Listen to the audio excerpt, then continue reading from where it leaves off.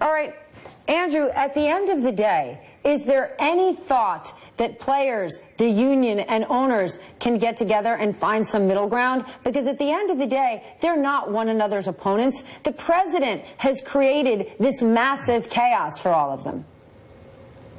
Yeah, you're talking about two sides that have not really shown a lot of trust in each other, but here's a unique opportunity, really spurred on by the president's remarks, to get together, create a bilateral solution. The players have some leverage here, because the rule, as you mentioned in the opening, is should, not must, should. And if the owners really want them to stand for the anthem, to move on to other business, to get this out of, to make them stick to sports, what are they going to give up to the players? It's kind of a negotiation. So we're talking about issues that players have supported: criminal justice reform, having a boot camp about social and racial issues. These are the kind of things that are on the table as players and owners meet to come up with some bilateral, not unilateral, bilateral solution between the two sides. Listen, and we know Roger Goodell does not have the best relationship with his players. Pat, do you think we're going to see lawsuits coming from this? I mean, we already know Colin Kaepernick has one. Well, that one's fascinating to me, Stephanie and Andrew.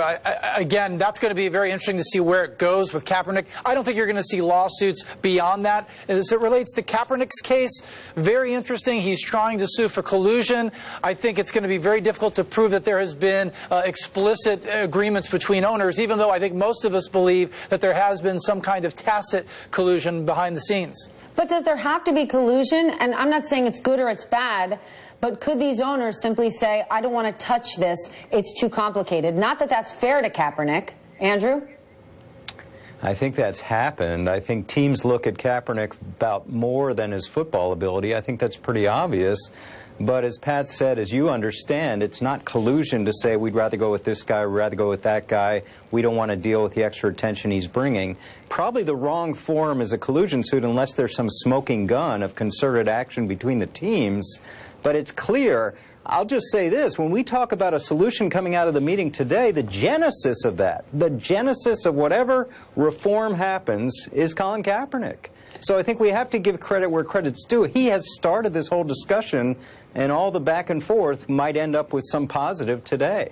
Pat, talk to me about real data. Does the president have a point in terms of people truly tuning out, not supporting the NFL or watching games because of this controversy? Because when you dig into it, we know that overall sports viewership across all sports have been down in the last couple of years. Then you have to factor in the cord cutters. Is the president taking a piece of data out of context and assigning it to the kneeling issue, or is there some validity there?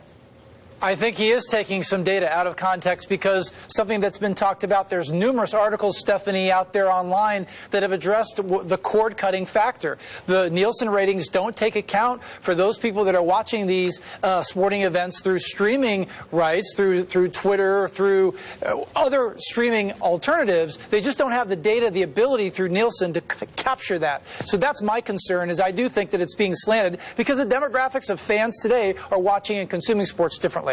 I'm going to tell you, I've got two super fans in my house, and they watch it streaming. Andrew, your thought? Yeah, I mean, I think we're talking about if these other leagues or other entertainment companies had the problems the NFL had, they'd be happy. You know, the ratings are what these networks dream of, a sweet spot of a male demographic. And I think the next round of negotiations will not only include NBC, CBS, Fox, ESPN, but will include Twitter, Facebook, Google, Apple, and all Twitter and YouTube. And the NFL will sell to networks, and they will sell to digital media, and their prosperity and popularity will continue, in my mind. Yeah, last I checked, Super Bowl ads weren't getting discounted anytime soon. All right, gentlemen, thank you so much. Great conversation. Pat Risch and Andrew Brandt, thank you.